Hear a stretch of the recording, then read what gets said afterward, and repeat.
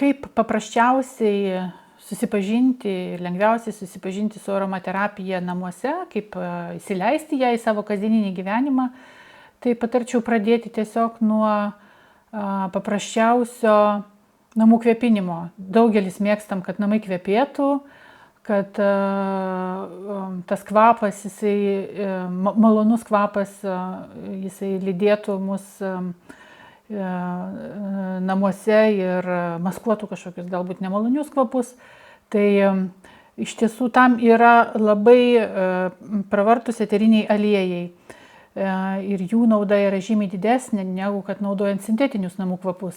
Vien todėl, kad eteriniai aliejai ne tik tai maloniai kvepia, bet jie dar turi tam tikras savybės. Vieni labiau ramina, kiti labiau stimuliuoja. Tai pagal poreikį galim pasirinkti tą eterinį aliejų, kurio kvapas mums patinka ir kurio poveikis mums tinka tam tikram gyvenimo atvejui. Na tai vienas iš dažniausiai naudojamų ir jums turbūt matytas yra eterinių aliejų garinimas vadinamoj aromatiniai lempoj. Na tai nėra jokia lempa, tai tiesiog yra keraminis indas, į kurį yra įlašinama eterinių aliejų, prieš tai įpylus vandens ir dedama yra žvakutė, kuri kaitina į indą įpiltą vandenį ir nuo šilumos eterinis aliejus garuoja. Na, turiu pasakyti, kad šis garintuvas tai nėra toks labiausiai rekomenduotinas namuose naudoti ir dėl to, kad yra atvira liepsna. Tai jeigu turim namuose augintinių, jeigu turim mažų vaikų, tai yra toks gana pavojingas garinimo būdas, reikia visuomet prižiūrėti, nepalikti be priežiūros tokio garintuvo. Tačiau aišku, jis yra, didžiulis jo privalumas yra, kad turime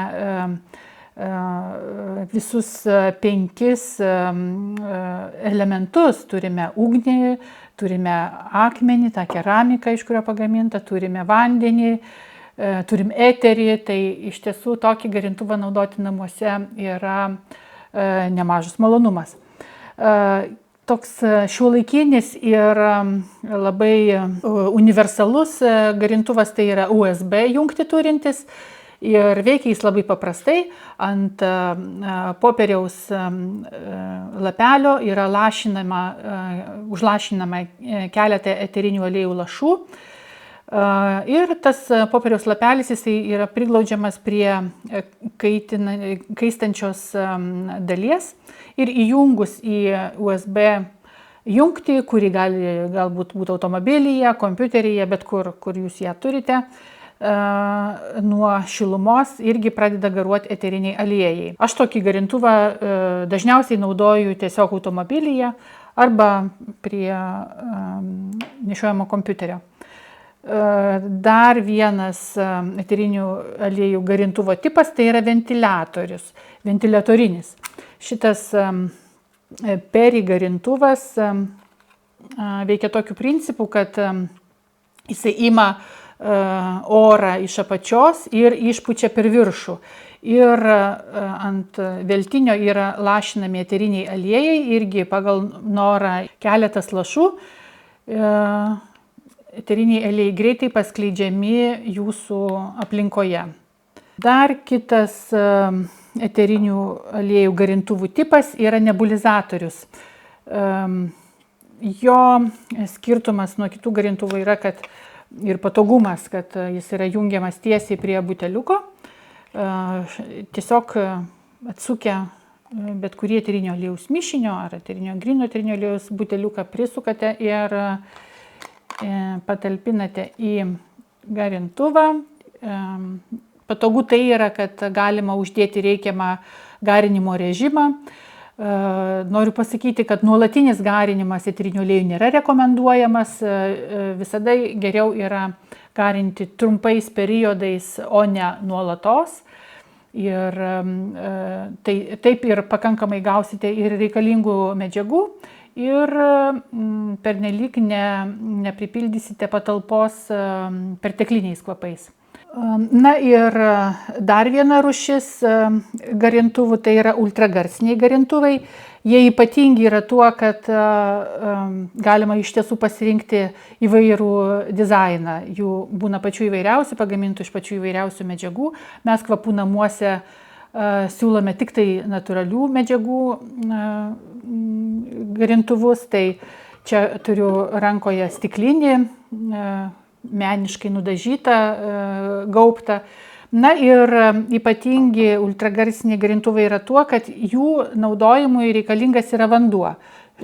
Tai jie turi tokią talpą vandens, kuri yra įpilama iki pažymėtos žymos vanduo ir įlašinama keletas lašų pasirinkto eterinio aliejaus.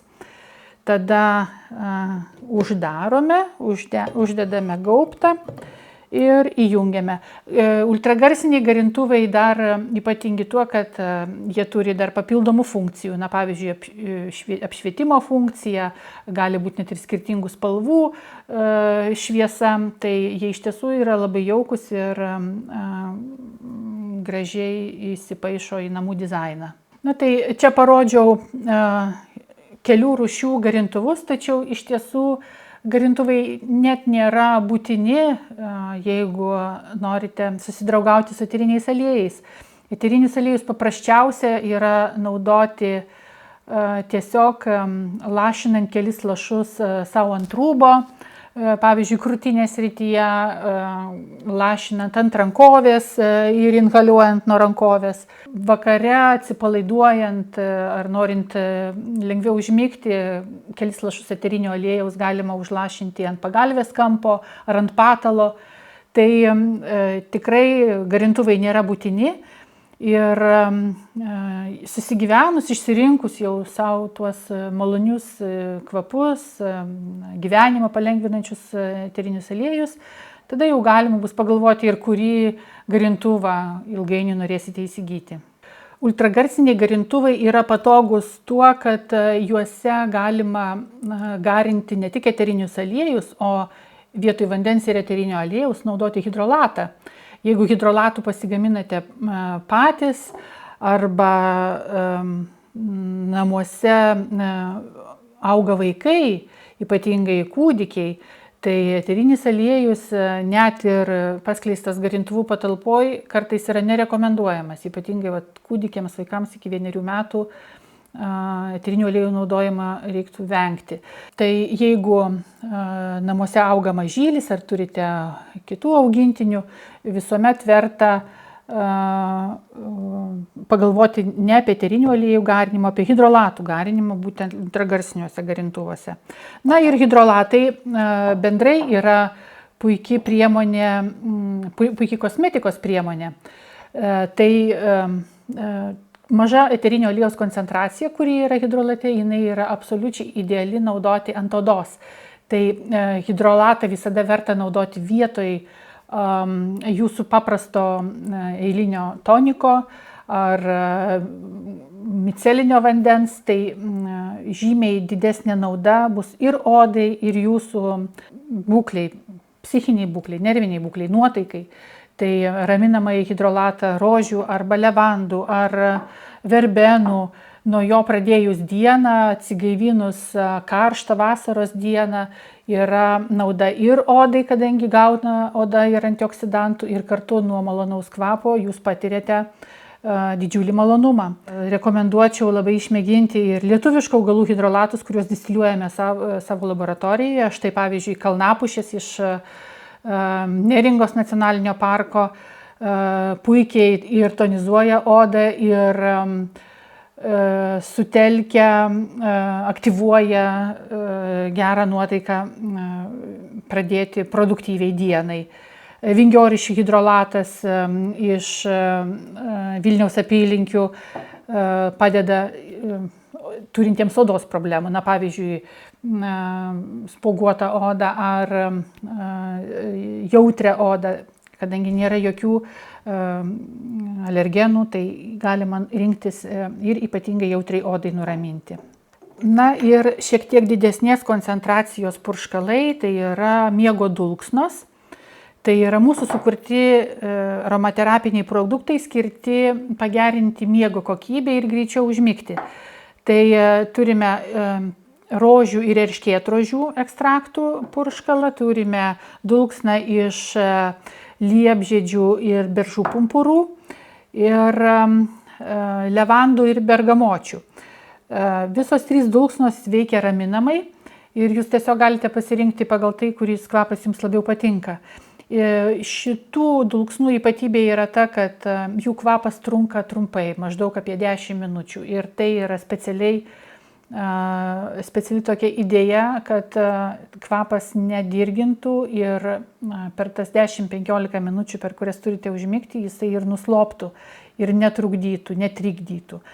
Tai tiesiog reiktų tą dulksną apsipurkšti save, patalą, pagalvę ir panirti į tą trumpalaikį tokį nusiraminimo debesėlį.